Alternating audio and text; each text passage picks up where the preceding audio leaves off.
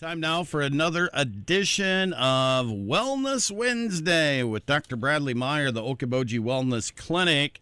Good morning, Dr. Meyer. Good morning, Dave. I think we could have about a 3-hour talk show once a week, and we could probably fill that time pretty easily. I think you're right. All right, we're going to talk about a Dr. Lodi today. What is that all about? It's pretty interesting. Once you hop into this integrative space, there have been a lot of practitioners out there that are traditionally trained that kind of look at working to help that body on the healing path through a different lens. And so one of the things that I think the traditionally trained allopathic doctors like myself, we really spend a lot of times in many cases going after a quote-unquote diagnosis. And a diagnosis is a term that's really can give framework to maybe a treatment plan.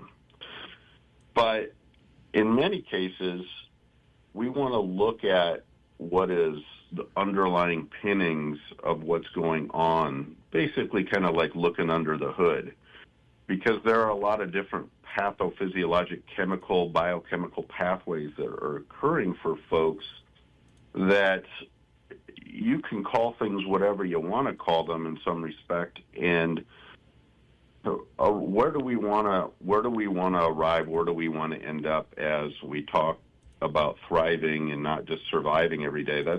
We want to have more energy. We want to have balance. We want to have a good frame of mind, not be filled with anxiety and stress. We don't want to have brain fog. We want to have a sharp mind, creative mind, to have all the energy and tools that God has gifted us with to maximize our day, be able to go out and do the best we can with our day, be the best we can with our families, with our coworkers, and so on. So it is something that as we are made so incredibly perfect, that when we talk about here at the Okoboji Wellness Clinic, working with folks on that wellness journey, we don't so much get hung up on seeking a specific diagnosis. Now, let's use high blood pressure, for example, or hypertension. There are a lot of reasons that hypertension, the diagnosis, can happen. And so really it's a matter of, and then the interesting part, Dave, is how amazing our bodies are. If there's a reason that blood pressure is elevating, our bodies are adapting and changing to deal with that. For instance, let's say that we've got some more heavy metals in our body.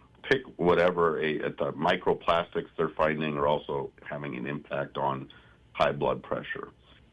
So if the body, we're exposed to these things now, if the body didn't have this physiologic response of, boy, I've got to increase the blood pressure in order to get blood flow to essential tissues, then those essential tissues wouldn't be getting the necessary nutrients that they need, like the oxygen and all the things that blood is carrying, minerals and support and the nutrition.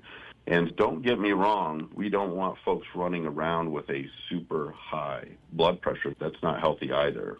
But what I'm saying is, okay, what is at the crux of what led to the body's response? And again, the body is always trying to seek homeostasis or balance.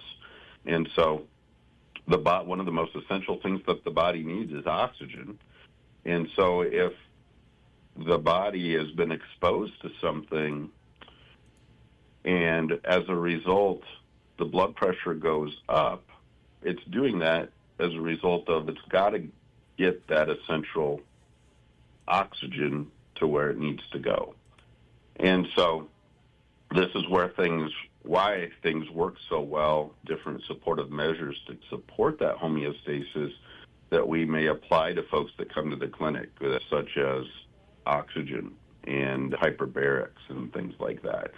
And so it gives me pause a little bit to say, we got to be careful that we're not going too far on overcorrecting blood pressure, let's say, with a blood pressure medication, because that's in some senses working what our body's corrective response is trying to do. So maybe it would be better for us to keep digging as to why is it that blood pressure is elevating. And then if we can identify it, then we can correct that situation, whatever that toxic exposure is, or if it's a heavy metal exposure, like I said, microplastics. How do we work to get that out of the body? How do we work to get the body into a response where it's not having to have that adaptive response? There are so many things right now being done in the medical field. As I am a follower of, I think his name is Dr. Patrick Xiong out on the West Coast. He's doing some amazing things with T cells and getting the autoimmune system in check to fight bladder cancer. And it's shown remarkable results. And you've been one that has been heralding the autoimmune system ever since we've begun talking.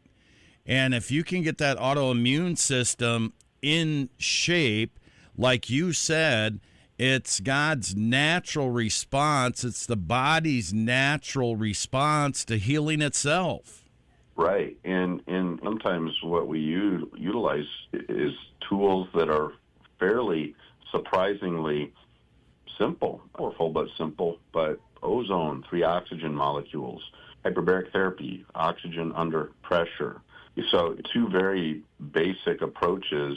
And a lot of times when we look at how do we help bring that body back into balance, it comes back down to, as we've talked many times, the mitochondria, again, which are the power sources of the cell. Interestingly, when those powerhouses that make your energy, or ATP, which require oxygen, when they get to a 40% function level, they're down 60%. That's where a lot of times you can start to see a increased risk for ill health coming our way. Our body's ability to adapt and stay above of quote unquote a disease may be diminished some. And the things that can fuel the mitochondria are, again, avoiding the toxins, proper nutrition, movement, oxygen, hyperbarics, ozone therapy. And then what we end up doing, and this is a pretty incredible thing, we've got a treatment here called the MDI. It's microdose infusion or microdose insulin. And when we talk about a mitochondrial enhancer, this is another treatment that we have here, or approach. Just simply using insulin in a pulsatile manner, and we do this once a week, and it's a 4-hour session. Our body already makes insulin. And so you use this in a pulsatile manner, and so to speak, you can see the mitochondrial response. So folks that their mitochondria aren't working as well as we would like to, all of a sudden, this mitochondria can pop back on and become more effective at making energy. In fact, one of the big things we like to do is measure the change. And again, as we look down, if you look down any condition and you relate it to mitochondria and do a PubMed search on it, you'll see that there is a relationship. And so why wouldn't we want to measure that? Yes, we would. And so this is where we do the resting metabolic test, our PNOE, which is a 10-minute resting test where it looks like a little scuba mask that you wear, measuring oxygen in, CO2 output out. And from there, we've been able to see, even with this MDI treatment, folks that have come in with different mitochondrial-based deficiencies where they're not working, they're getting down into that 40% range. In fact, the one that had come in with the background of a neurodegenerative disorder, which of course we're not treating that, we're supporting the mitochondria the health of that mitochondria with this treatment. But we saw the score, a mitochondrial score on this PNO, go from a 13%, and remember, Dave, we said we wanted to be at least over 40%.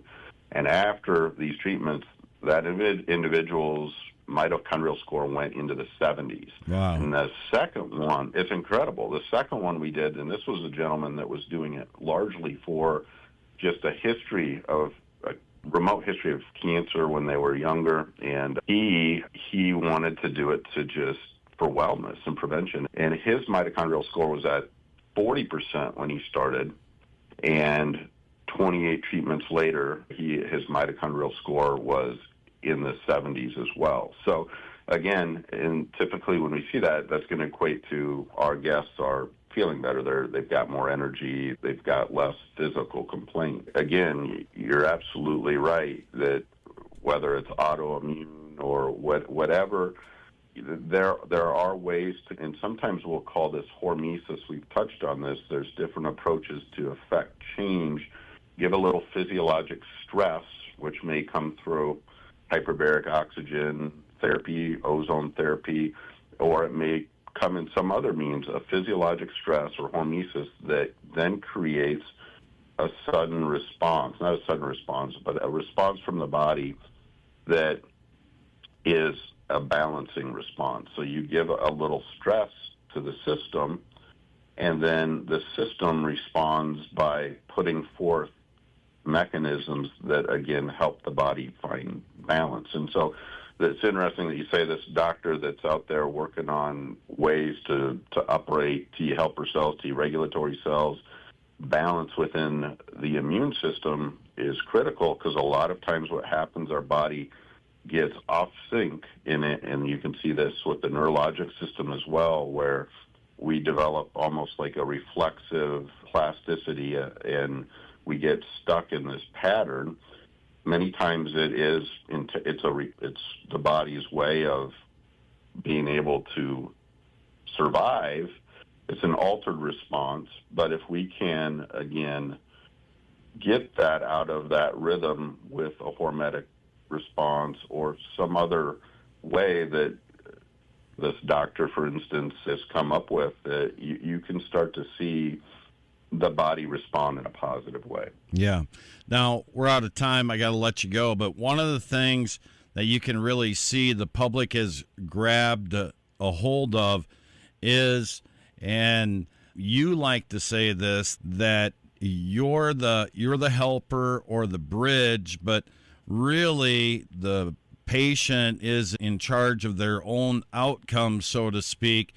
When you see Super Bowl commercials by Mike Tyson talking about eating real food, I'm guessing Molly Avery thought that was pretty good. Right? Hey, there's absolutely. And again, social media can be a double-edged sword, but there is a lot of information getting out now about different approaches and ways to positively affect change in our human bodies. Always grateful to see the good word getting out there, and we are a guide. We are here to help give information, and ultimately it's our guests that's putting in the hard work and applying what they feel is the best path forward for them. Again, we're going to say, based on our considerations and our training, these are the paths that you may want to consider. But ultimately, the individual has to put the reps in, and we're there to cheerlead alongside and support and pivot and make new suggestions as we go along. But I definitely encourage folks to as I've talked maybe about a couple weeks ago about the individual that for the last 10 to 15 years was just spinning their wheels and piling up diagnoses and piling up more and more prescriptions. And it's just so nice if we can get to some folks and say, maybe we can work on these different approaches that support the body's mechanisms that improve efficiencies. So again, improve the efficiency of the mitochondria, for instance. And if that happens, many times, irrespective of what that diagnosis or multiple diagnoses have been given, that if we get going on these supportive approaches, the body then takes off and it does what it naturally wants to do. And then you see folks that are like, wow, I'm seeing things that I haven't seen in a long time. And that's when it gets to be a real fun space to work in. Yeah. All right, we got to go. Thrive, not just survive. That's what they do at Okoboji Wellness Clinic. They want you to live the day, not just survive the day. Now, if folks want to come see you or want a discovery call, how can they do that, Dr. Meyer? Yes, 712-339-6024. It's a complimentary 15-minute visit with Molly Avery, Mychal Sheridan, and myself. Again, Mychal works specifically like a chiropractor does on the spine. He's working through his training, working on the brain pathways and the sensory pathways. And Molly, of course, is working pretty much everywhere, but she's really good when it comes to whole body detox and nutrition and functional medicine pathways. She is fantastic. We all work collaboratively. When you come share time with us, typically you're going to see all of us along the way. But we are at 3305 Berquist Avenue in Spirit Lake, just off Highway 71. And again, typically our first appointment's a long appointment. It's about an hour long, so we can really get back and go back into your history and find out, all right, do a little detective work, and then we offer up a little game plan after that first visit, a nice detailed summary email to you, and then you can start hopping into the path that you want to take to feel better. Very good. Dr. Meyer, always a pleasure. Have a great day. Have a great healing day, and we'll chat again soon. All right. Be well. Take care. Thank you, Dr. Meyer. Dr. Bradley Meyer of the Okoboji Wellness Clinic. You can find out more at okobojiwellnessclinic.com.